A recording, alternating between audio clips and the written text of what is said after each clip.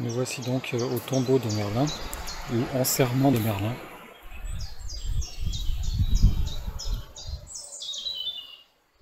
Il ne faut pas s'attendre à quelque chose de très gros et de très grand, comme on peut trouver par exemple à Karnak avec des très gros tumulus ou des très grosses allées couvertes.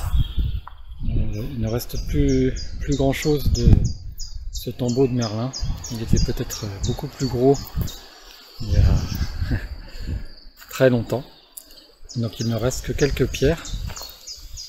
Néanmoins, c'est un site assez couru et dans lequel on fait des offrandes, comme vous pouvez voir là.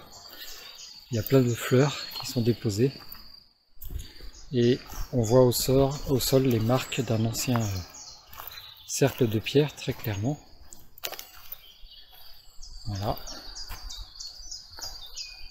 Donc ici, ça se joue plutôt en termes d'énergie qu'en termes de taille de pierre ou de grandeur de site, en termes de taille matérielle, pardon.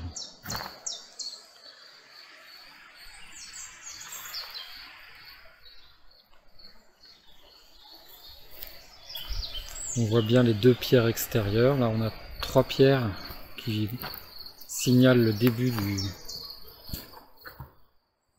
du site.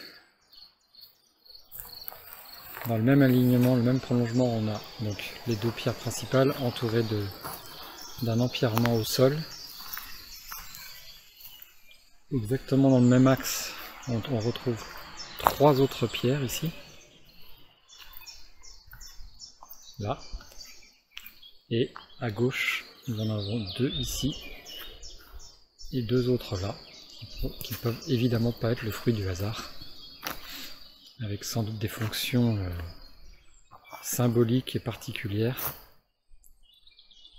sur lesquelles on peut évidemment tergiverser et donner plein d'explications possibles.